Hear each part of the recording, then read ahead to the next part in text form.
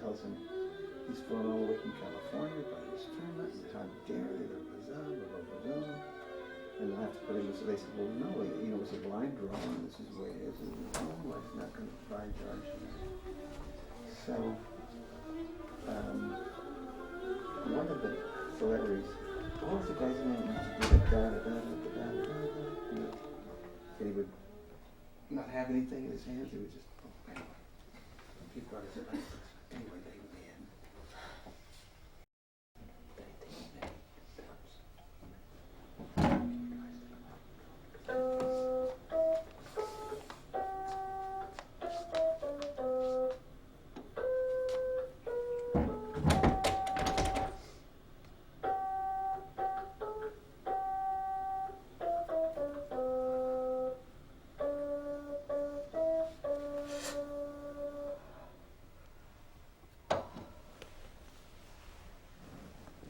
Just been to toilet, Alice.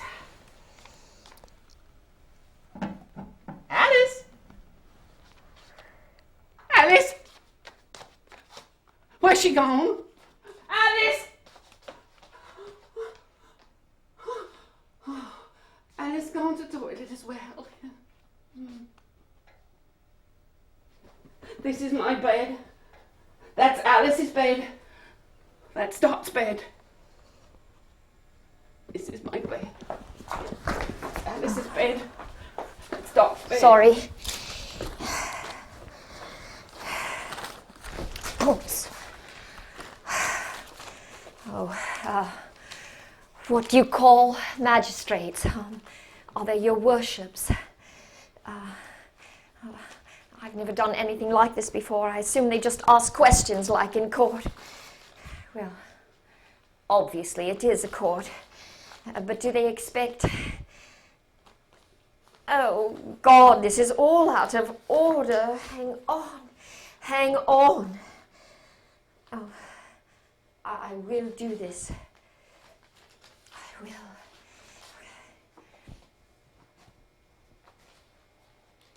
Your worships, I have been treating Miss Effie Palmer for the last 3 weeks. Yes, miss. Effie? Yes, miss.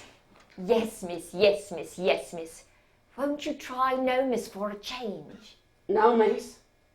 No, miss, you won't try saying no, miss, for a change, or? I don't know, miss. The patient, Effie Palmer, Yes, miss. was committed to the Crampton Court Mental Hospital under Section 2 of the 1913 Mental Deficiency Act. In as far as I can make out from various conversations with her, 1936. The original records were moved during the war and subsequently lost. The patient is now 64, but has an estimated mental age of 10. Miss. What? Where's Alice gone? Oh, Effie. This is my bed. That's Alice's bed. That's Dot's bed. At Crampton Court, Effie, not here. Somerville Ward. That's us, miss. Somerville. Yes, I know. That's a nice name, ain't it, miss? Like summer.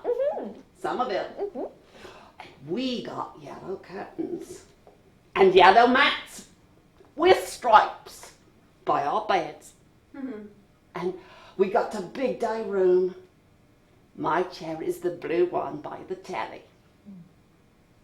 Where is this? I don't know where I am.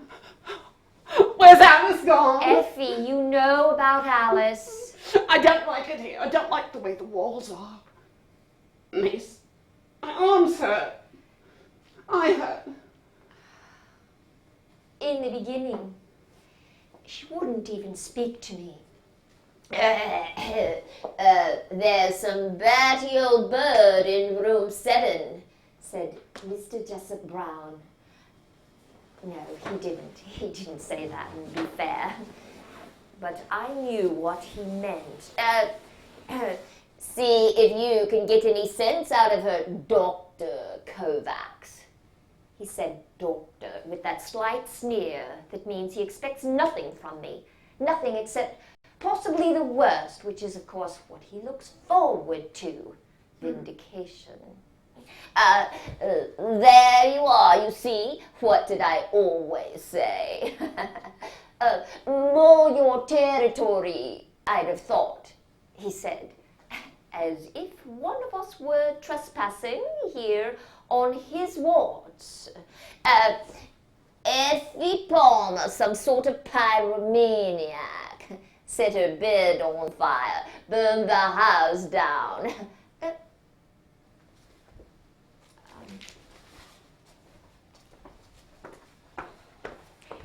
Good morning. I'm Dr. Kovacs. Good morning. Are you asleep? I've come to have a look at your arms, please, Miss Palmer. I'll ask a nurse to come. Oh, we don't want a bloody nurse. What? Miss Palmer, I'm a doctor. I've come to look at your arms. What do you do? What do you do now? I used to think a white coat equaled authority. Obviously, it doesn't. I know. What would Mr. Jessup Brown do? He would say, in that voice he uses for old ladies and difficult children, well, now, what's all this silly nonsense about? And pull the sheet off as swiftly and skillfully as he slices skin sections ready for grafting. Well, now, what's all this nonsense about, eh?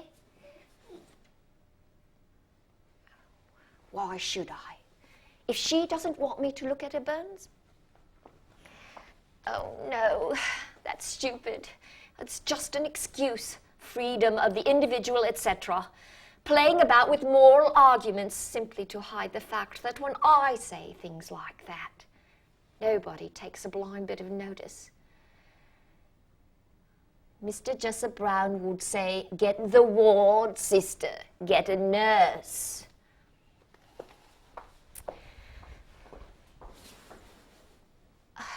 I'll tell you something shameful now. The reason I became a doctor. The reason I became a doctor was because, well, you see, I don't know really. I look back and I try to think where the moments of choice were, or where I made a deliberate choice between this path and that. And I can't see any. Like a conveyor belt, once on. Oh, Ruthie, Ruthie, my mother used to say. A doctor in the family. If your grandmother Kovacs had only lived to see this. But what I really wanted to do was something delicate, something skillful like picture restoring. Because I actually quite like restoring things. But things, not people. Comprehensible, inanimate objects. Beautiful things. Smooth, ordered surfaces. Cool, pale colors. Have we examined our troublesome patient in number 7, Dr. Kovacs? No, sir, not yet. Well, not exactly. Well, I'm just on my way. Oh, there was a policewoman coming out. Good morning.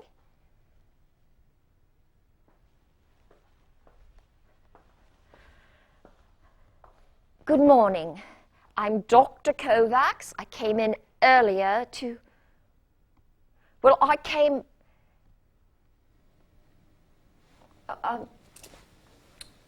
I just wanted to have a quick look at your arms, that's all.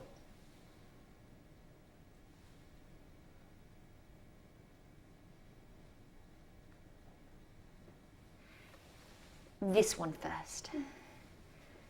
Ooh, how did it happen? Oh, sorry. Oh, there's a slight infection in there.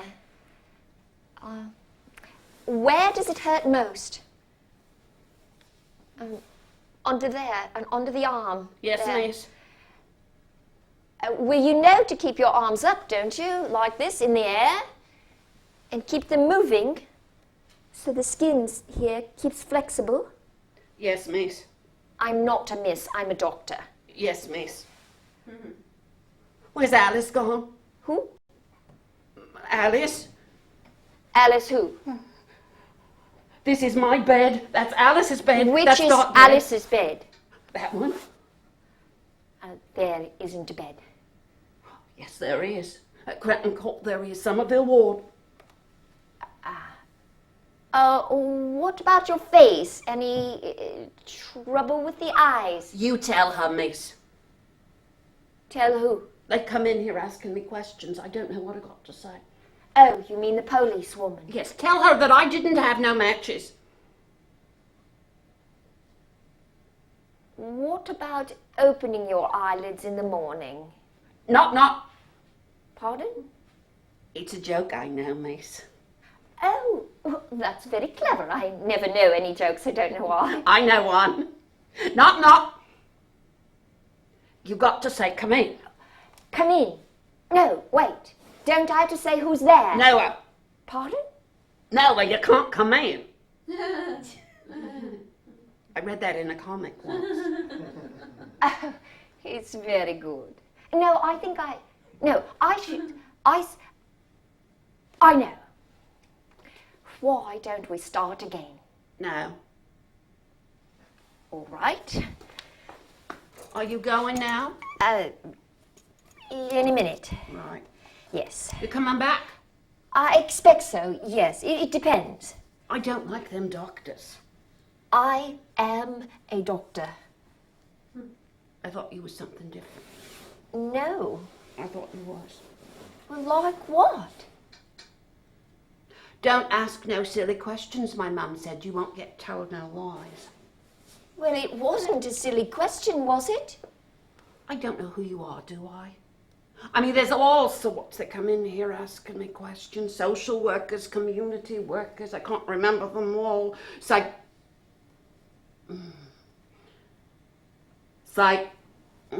Psychiatrists? Them as well, yes.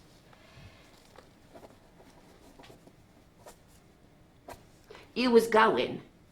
Yes. Oh, remember to keep your arms up. It'll stop any swelling. And tell them that I didn't have no matches. And I'll come and see you tomorrow. Shall I?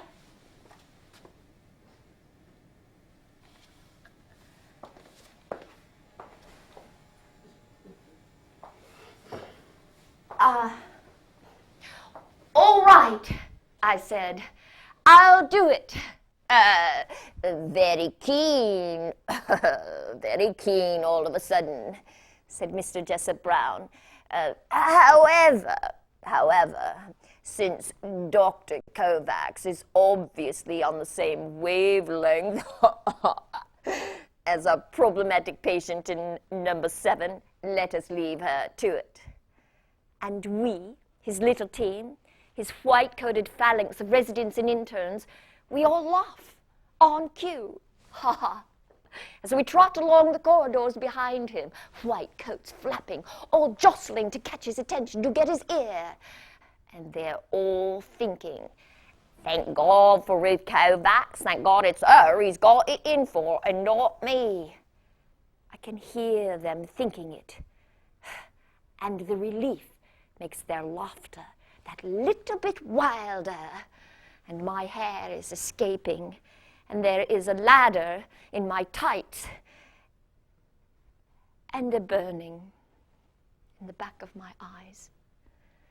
Oh, Lord, please, please don't let me cry. Cry?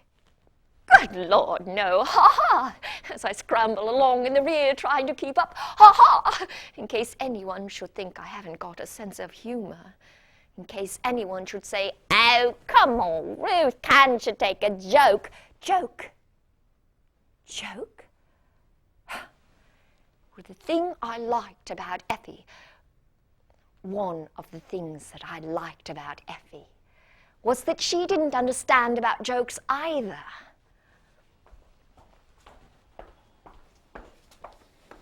Knock, knock. Who's there? You are. And I didn't hear no knocking. No, sorry, in hospital. I never did it, miss. Never did what? That house they took us, the Laurels, they said I'd done it on purpose, stole the mattress and set my bed on fire. And did you? I didn't have no mattress, I told you. So how did the fire start? It was a very bad fire, Effie, not just the bed. I didn't say it was just the bed. I said it started in the bed. How? Oh, it's all right. It doesn't matter to me. What'd you come for then? Well, I came to look at your arm. It's my face that hurts now. Well, let's remove the dressing, shall we? Well, you can if you want to. Are you one of them social workers? No, I am a doctor. Did you come to spy on me? No, of course not. It's a funny name. Kovacs. Well, it's Czech. No, German. Well, no, Czech. Well, we say, my family it's difficult to say precisely. My family says we came from Czechoslovakia, the Sudetenland. Sometimes it was one thing, sometimes another, depending. But on who was in power. Not us, that's for certain. Pushed here, shoved there, we landed up stateless refugees till we crept through the back door into this country. Don't complain, my mother used to say. Answer nicely, don't rock the boat. We've got our freedom, and that's enough.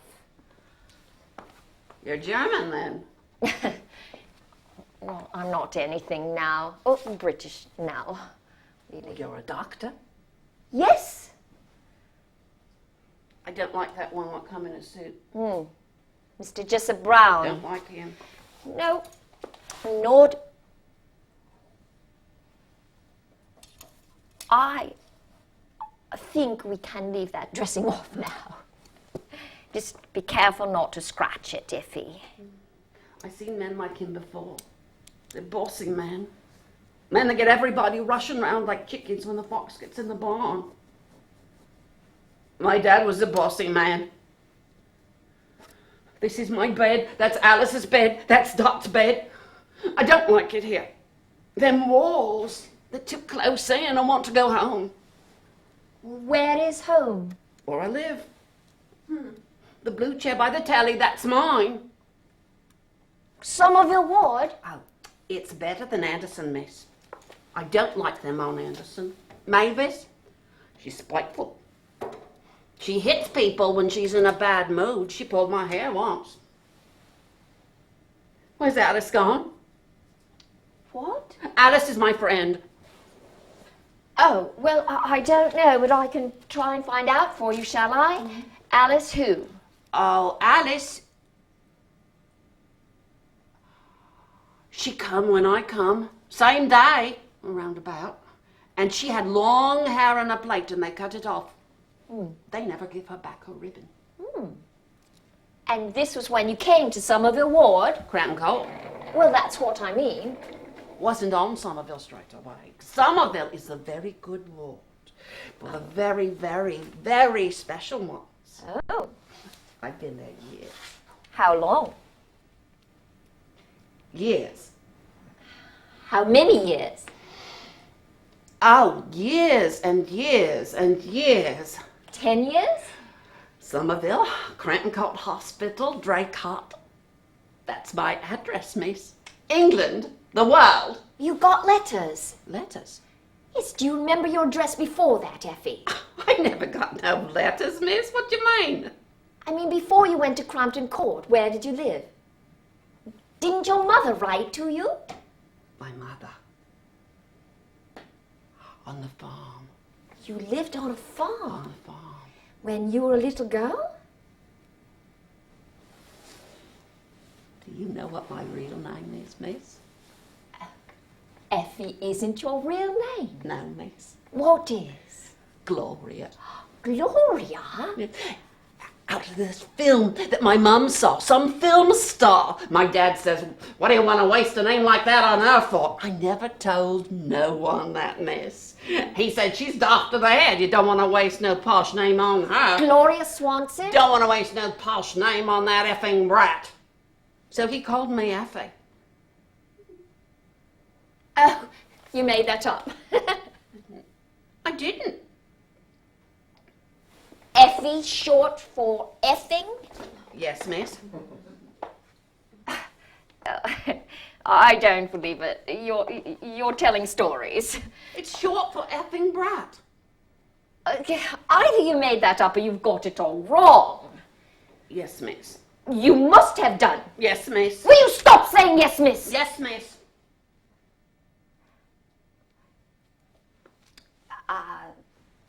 I'll come and see you tomorrow. Don't say it, all right? Don't say it. I don't know why that stupid... Oh, I didn't believe a word of it. Not a word of it. Mind, not entirely on your work, Dr. Kovacs. Not really, no, Mr. Jessup Brown. No, I didn't say that. Of course I didn't say that. I said, I'm sorry. I'm awfully sorry. I don't know why that stupid story upset me so much. Dr. Kovacs is not entirely with us this morning, it seems. Poor old Ruth getting it in the neck again. And listen to them snigger sycophantically. And in my head, I say, stop you, Mr. Jessup Brown. But all the while, my mouth is laughing, and my feet scramble along in the rear, trying to keep up. Sorry, sorry. And my head nods up and down. Yes, sir. How very clever, sir. Oh, fancy us not realizing that, sir. And oh, what an immensely clever and gifted man you are, sir. The trouble is, he is immensely clever, immensely gifted. In theatre, I forget. I watch him. He has ginger hairs on the backs of his hands. He holds his hands out for the gloves. Tufty ginger hairs and dry skin, biscuit-colored freckles, and those stubby, repulsive little hands. The delicacy, the skill. You should see him.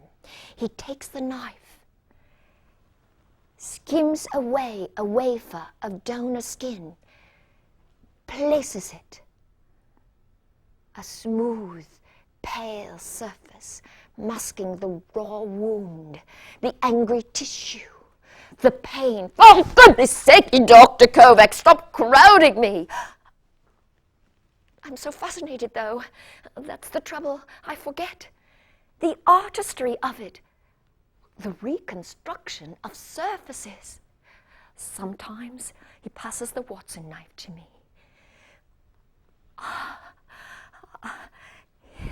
But his presence there paralyzes me. I can feel his criticism burning through my neck. He grows impatient.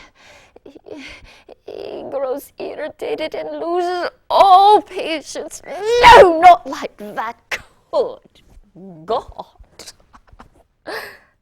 The trouble is, having drifted into this by mistake, no, not by mistake, more by an inability to make the right decision, or indeed any decision at all, I have now found the one thing that fascinates me. The one thing I choose to do. Donald Preston has got a job in one of the London teaching hospitals. That means there's a vacant residence post. I chose. I made a decision. I put in an application. Oh, I won't get it. I know that. But still. Good morning. Oh, you're still... look, I am sorry if I upset you yesterday. I remember him saying it. Effing brat. He did say it. All the time. I could have made the other up, though. I don't remember. Oh, you've been touching your head. That's how infections start. And what about your arms? Any swelling? No. Let me see. And what about the matches? What matches? Did you make that up too? I never had no matches. I told you. Well, that's what I mean. Was it a story as well? Oh, matches was against the rules, so I couldn't have had none, could I? No matches, no food in your room, no visitors after 11, no smoking. At Crampton Court. Crampton Court? Oh, no, miss, the law rules. This house they took us. They come into Somerville one day and they say, oh, see, ain't this nice, Effie? You're going to have your own room in your own house. Effie, fires don't just start for no reason.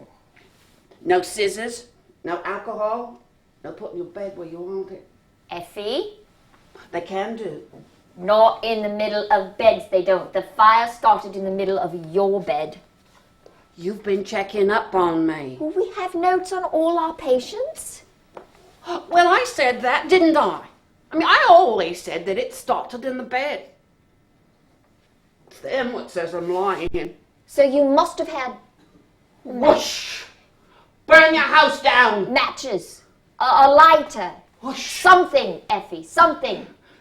They said, it'll be ever so nice for you there, Effie at the Laurels. Free to do whatever you fancy, have your hair done, go to the pictures. We had the pictures every Saturday night at Crampton Court, in the dining room. And on Fridays we had a dance. And on Sundays, they come and they sung for us. You know, choirs and that. We had little girls come doing their dancing for us once, miss. Oh, they was ever so pretty. Hi, hi, little hen, when will you lie me an egg for my tea? Tap, shuffle, tap, tap, tap. And on Mondays, we had library.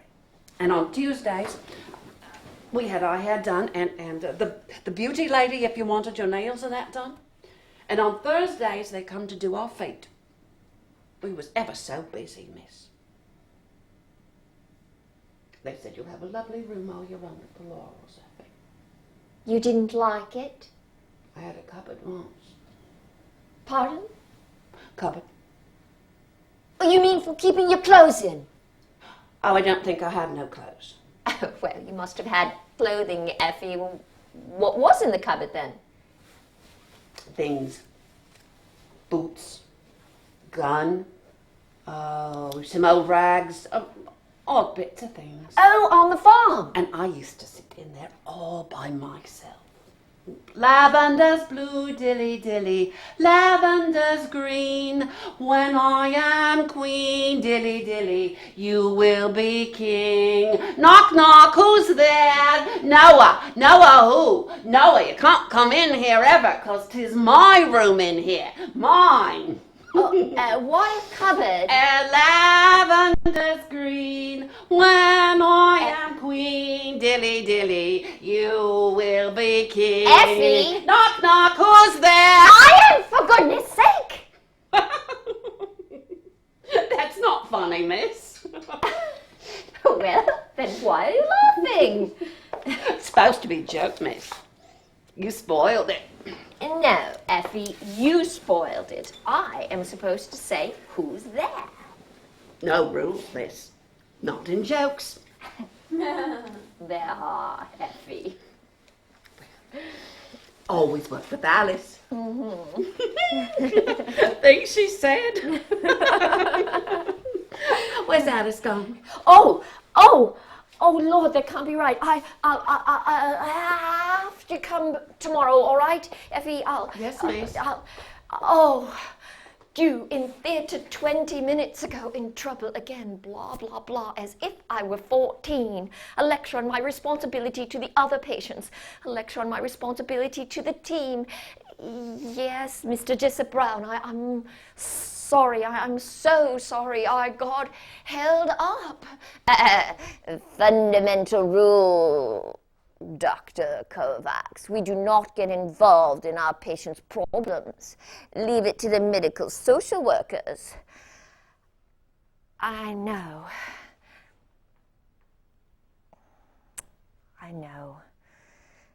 In the afternoon, I rang Crampton Court. Alice, ooh, they said. I'm afraid I don't know, just Alice. Well, we've got several Alices here, they said. Alice, who was a very good friend of Effie Palmer's? Oh, Alice Whittingham, you mean? Transferred to the Laurels, one of our rehabilitation hostels. I was using the phone in Sister's office. Ah, he said, poking his head around the door. Dr. Kovacs, Sister not in. Never mind, wanted a quick word with you anyway. I was caught completely off guard. He said he had been thinking very seriously about things. He had, of course, very carefully considered my application for the residency. However, nevertheless, fundamentally, and he started calling me Ruth. Fundamentally, Ruth, and this is in no way a criticism of your work, isn't it? No, Ruth, my dear, indeed, no, fundamentally, and indeed temperamentally, I feel you're not entirely suited to this sort of unit. A lot of women find that, you know, so avuncular, so nice. Suddenly, no jokes, not one. Yes, Ruth, my dear. Fundamentally and indeed temperamentally, they find they're generally much happier and much more effective working in general practice. Oh, I don't want to go into general practice. I don't want that. I'm going to be a surgeon. That's what I should have said. I should have said, Mr. Jessup Brown, but I didn't. I didn't say anything. I was completely, well, my dear, he said, you think it over. Give it careful thought.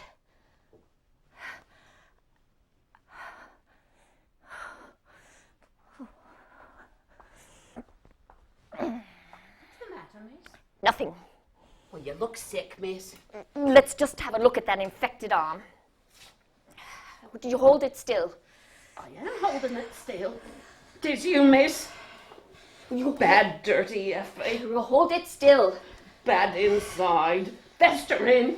Rubbish. It isn't festering. It's drying up, healing very nicely. They said I was. Who did, Effie? Bad, dirty Effie. I was in my cupboard when they come for me. When who did, Effie? I don't know what you mean. In a van. Come screeching up the line and into the yard. My dad said, she's in there. She's in there, you get her. And then they pulled open the door and they dragged me out. I was kicking, screaming. I bit one of them. And then they pushed me into the van and they sat on me. Who did, Effie? Who were they? And they tied my hands up like this. Do you mean round here like that? Yes. And then they took you to Crompton Court. In a van. And my mum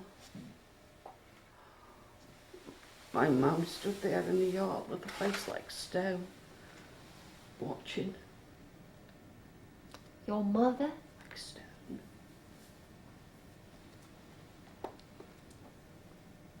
How old were you? 12. 13. Don't want to waste no pretty name on that effing brat. They took a 13-year-old away in a straitjacket? Because I was kicking him, so. Well, there's no reason I'd have kicked him too, I think. And they gave me an injection, miss. And me and Alice, we wasn't on Somerville then. No, we was downstairs on the unmanageable. She was unmanageable too. My dad, see miss, my dad, he went to the council and they had me on a section. Well, what on earth had you done? I don't know.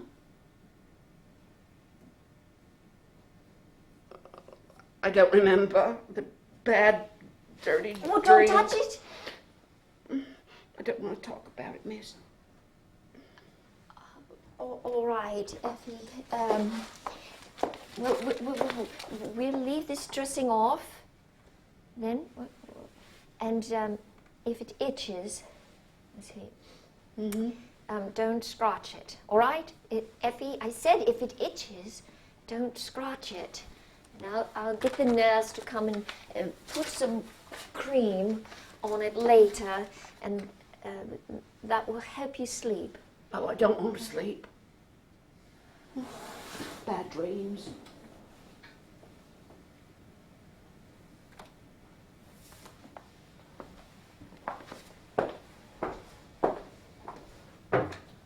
Straight to the phone.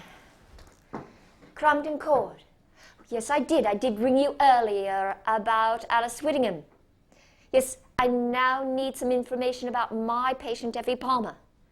And they said, very sorry, but we can't go into details because the relevant records were lost during the war. Yes, but that was over 40 years ago. I mean, why wasn't she released? And they said, well, she was released, Dr. Kovacs, last summer. She was moved to the Laurels when the long-stay wards were closed. They explained that it was now government policy to move as many of the long-stay patients as possible into the community. Why was she there in the first place? And they said, well, as far as they knew, she'd been categorized under Section 1, Part D of the 1927 Amendment. What does that mean? It means that she was classed as a moral defective.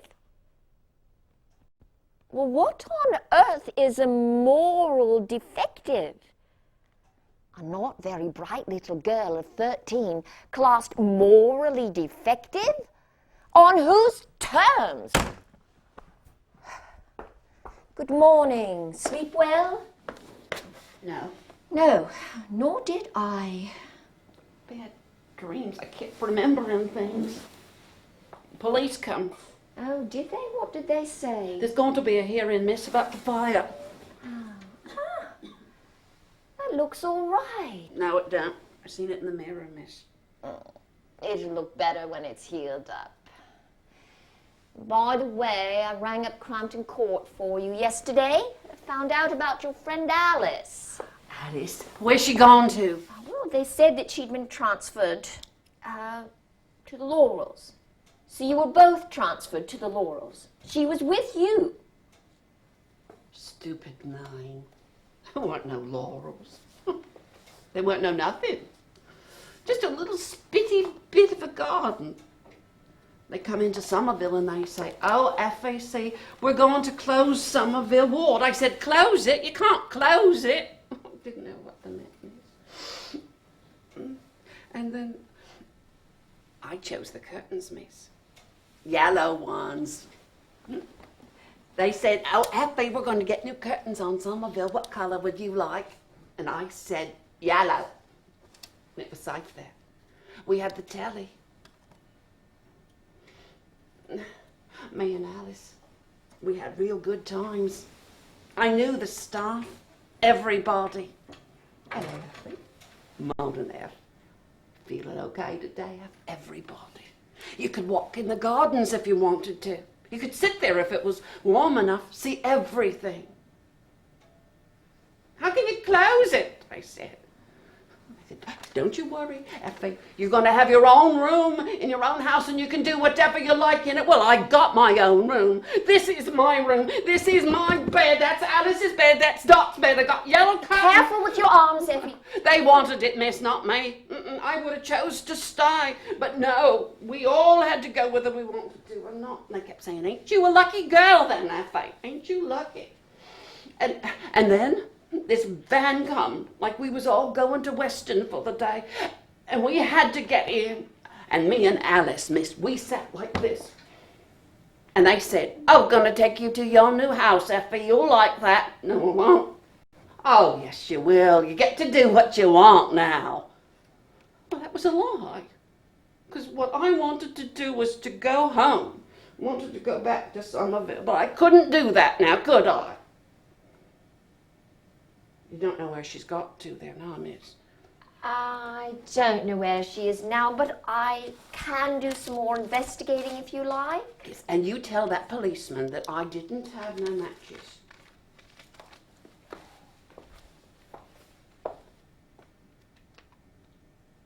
Effie, at that time, they came for you in the van? Me and Alice, miss, we sat like this. Not that time. Oh. The first time. When you were in the cupboard. And me mum watching, face like stone. That time. Why did they come? I don't know. What had you done? I don't know. I don't remember.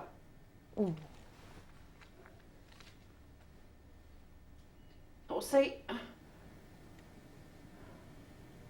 Well, I could have minded it up.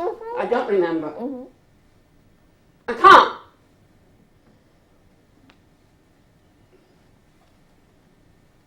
See, one time I was looking for where this hen we had was lying. She was in the field edges, and I was crawling through the hedges trying to find where she was lying.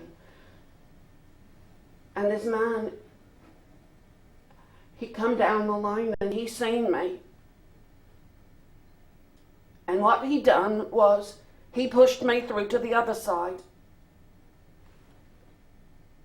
And he done it to me.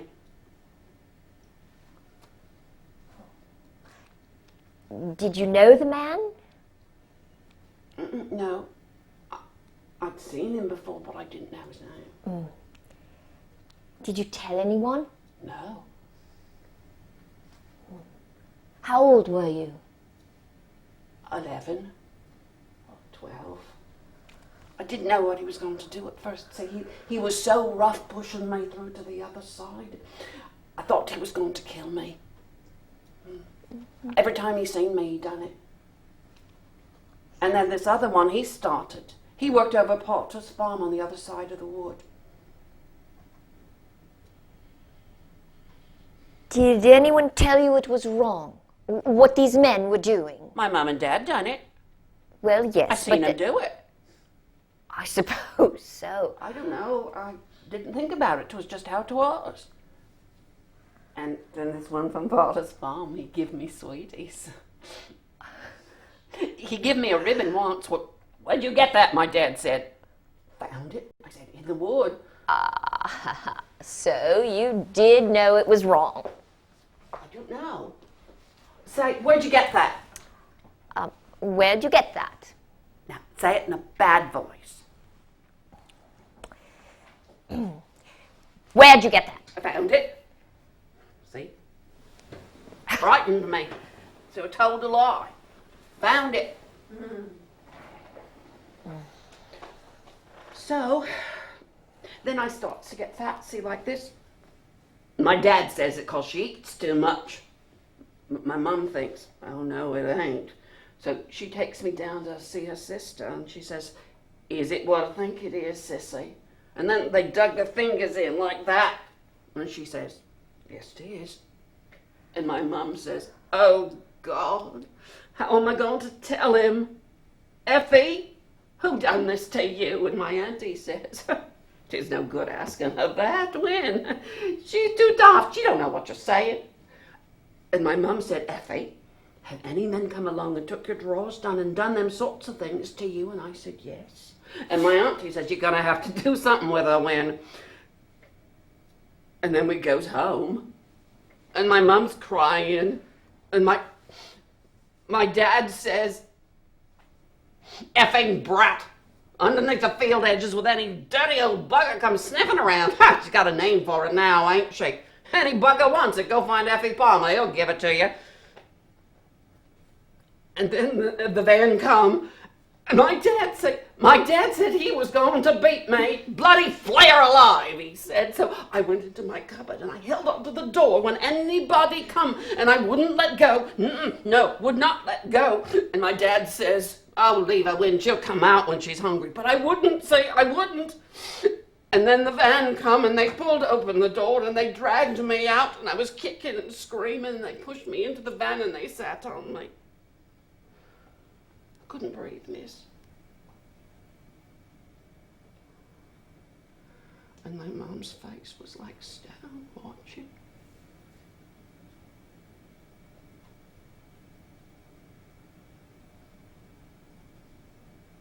What happened to the baby?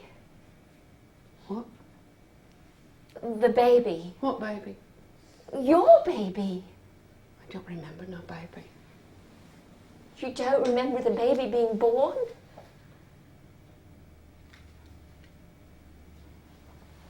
Yes, I remember that. I remember the pain.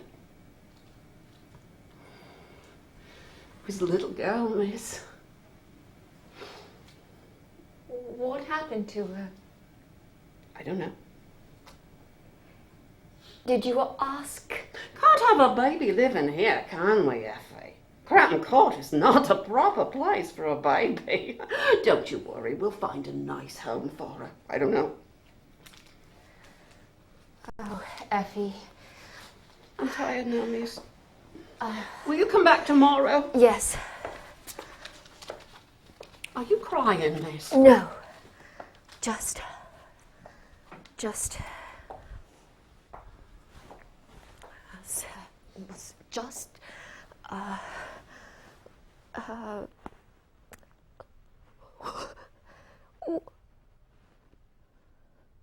There he was. He and his team at the end of the corridor. What an honor! Ah, what a privilege! Behold, Dr. Kovacs, more or less, minus a hairpin or two. Looking a little disarranged today, are we, Dr. Kovacs? Not, I hope, allowing our emotions to get the better of us, are we? No, sir. Everything under strict control. Yes, I actually said that straight to his face. You know, I think if everything were not under strict control all the time, why then I think the ceilings would crack and the floors would open up and the roofs would fly off slate by slate into the air, and the girders would buckle, and the pavement would open up, and the forest would rip apart and swirl into the clouds, and the seas would boil, and the skies grow black. But as it is, I keep the surfaces smooth, and I cover up the pain, because it is the only way. The only way.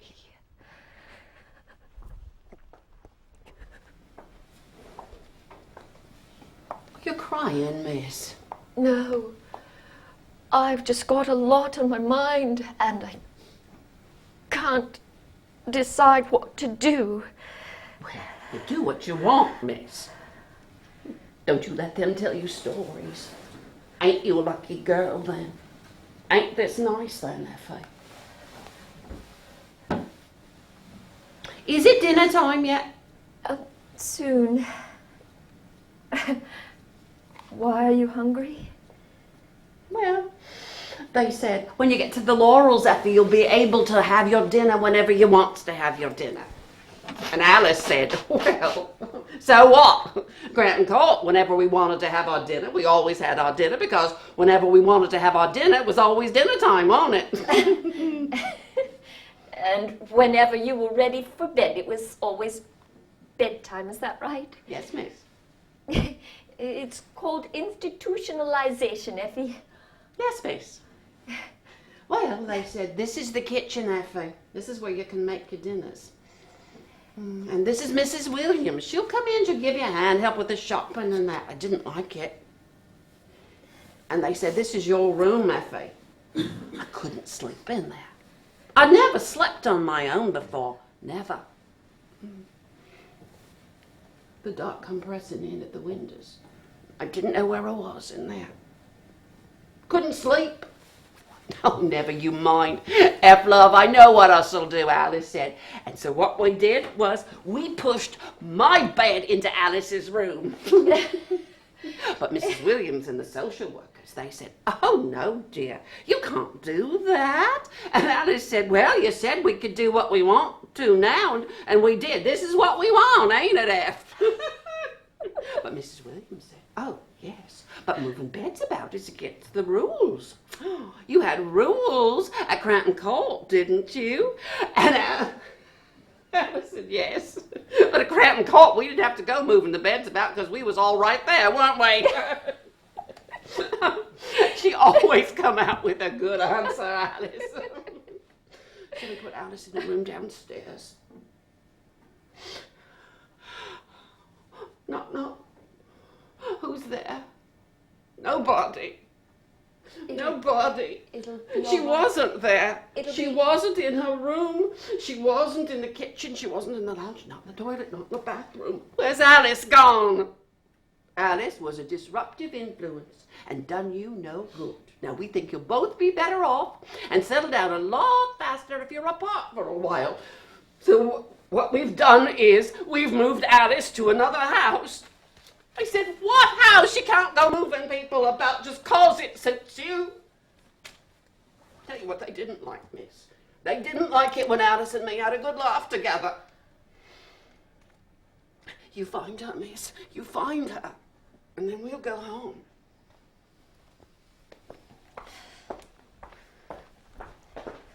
All morning on the phone with the local authority, I learned a lot. Alice Whittingham, age 14, committed under Section 2, moral defective. Her father, an insurance clerk, her mother, a housewife. Could neither of them, in their cramped pre-war suburban gentility, cope with the social disgrace of having a daughter they'd found to be 6 months pregnant, let alone with the stigma of having a daughter who was a bit lacking. Yes, but where is she now? Well, she was released when they closed the long stay wards. I mean, she was released, transferred to the halfway house. Yes, I know. To the Laurels. That's right, to the Laurels. Profoundly uncooperative, it says. Yes, subsequently moved to Heatherwood. Well, where's that? On the other side of town, near the bypass. Another one of our halfway houses. Oh, dear. Cerebral embolism, it says here. October 28th. Did you know about that? Died November 1st. Alice Whittingham is dead? That's right. As a result of being mucked about once too often. No, Dr. Kovacs, as a result of a massive stroke. She was 67. I don't think there's any need to be abusive. Oh, no, of course not. I am sorry. I am so sorry. And there I am, apologizing again. Yes. There is every bloody need to be abusive. Every bloody need. Two little girls who weren't very bright, who innocently offended against what I think are called the prevailing social mores, were put away behind locked doors, nice and tidy, and forgotten about. Because they were an embarrassment to public respectability. And the years passed, and they grew to be two old ladies who'd made a life for themselves in a quiet, ordered place. All right. It was a lunatic asylum. Crompton Court was an ugly piece of Victorian institutional architecture. But they walked in the gardens. They had their films, and they chose their curtains. Meantime, society says, as society meantime changes, dear me, what a shocking thing we've done, and what a lot of money we're wasting. Let's kill two birds with one stone. Two birds with one stone. Oh, I have to tell that one to Effie. It's a joke. Okay. Let's give these two old ladies their freedom and save a lot of money while we're at it. But the two old ladies are frightened. It's a useless gift. Freedom? They don't know what to do with it. Freedom to them is the safe space they've always known, surrounded by ordered gardens, and not some tiny little room surrounded by infinite chaos. I mean, people should be very careful when they bandy words like freedom about. Well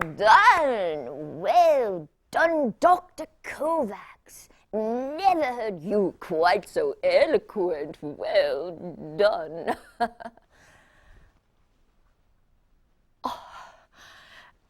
And where are you going now, Dr. Kovacs? You realize you're due in surgery in 10 minutes.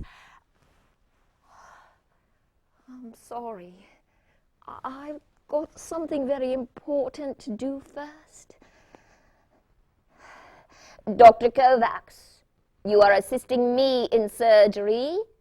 We started precisely 2 o'clock in 9 minutes' time.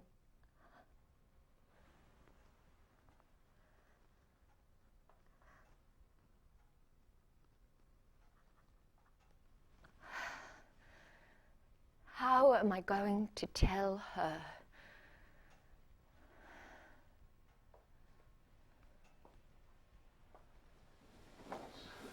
I thought you wasn't coming. I got held up. I've been on the phone. Police come again. Did they? Well, It'll be all right, Effie. What do you keep saying that for? You don't know that. No, I'm sorry, I don't. I just think... There's going to be a hearing, miss. What will they do? Where will I go? Effie, I found out about Alice for you. Alice is dead, ain't she? Yes. I remembered. It come through suddenly. It was a stroke. They come and they told me. I was thinking all night, where had they sent her? And then I remembered. I was in my room. And they said, come on, Effie, why don't you take a nice walk down the shops? Why don't you come downstairs and watch the telly? Where's Alice gone? And they said, you move all of that furniture away from the door and you come out of there and we'll explain about Alice. And I said, no, you tell me now and then I'll come out. And then they said that Alice isn't with us anymore. They said what a blessing it was, really. And I sat there on my bed, and everything in here started boiling up. You got something to say, Effie? I didn't know what to say to them. There was so much boiling up in here that I was afraid that if I opened my mouth, if I let it out, so I didn't say nothing to them. I just sat there with my mouth closed. All right, Effie, you want to be alone. We'll leave you alone. And in the darkness, pressed in at the windows, and I could hear the boiling getting louder and louder. And I was afraid that... Then what, Effie? Then what? And then it poured out of my mouth, out of my arms. Great walls of it, streaking up them silly curtains and dancing all around the room.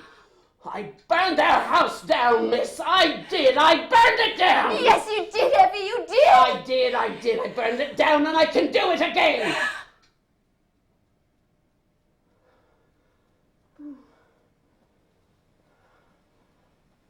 They'll have to take me back to Crampton Court now, won't they, miss? Won't they? I don't know, Effie. I don't know what they'll do. Will you speak for me, miss? Will you at the hearing? Me? Will you tell them it'll be all right then?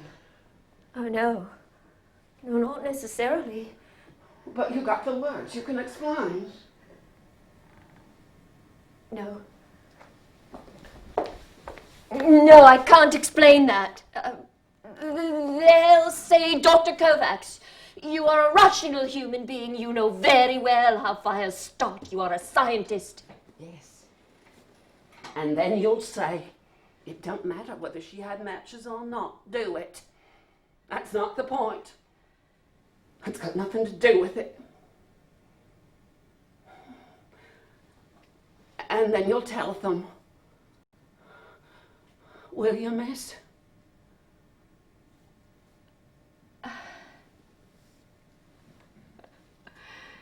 All right. I'll try.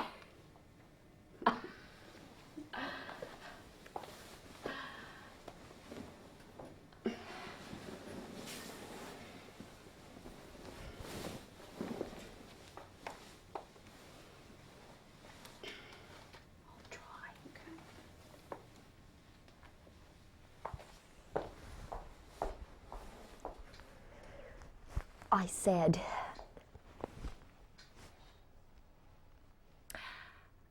I'm taking Wednesday off. I'm giving evidence in court. And he opened his mouth to say something. Something exquisitely painful. Oh, Another small pinprick. Too small, really, to complain about without sounding absurdly petty, but when added together with all the other small pinpricks. But before he could shape it, before he could dip it in poison, I said, "Don't bother. This is not a request. And I may as well tell you, I am not withdrawing my application for the residency. I know I won't get it, but I'm not withdrawing it either. And I'm not going into general practice either, simply to suit you, to suit your prejudices. And while I'm on the subject, I suggest you find someone else to laugh at now, because I'm really very bored with it, and no one actually finds it funny."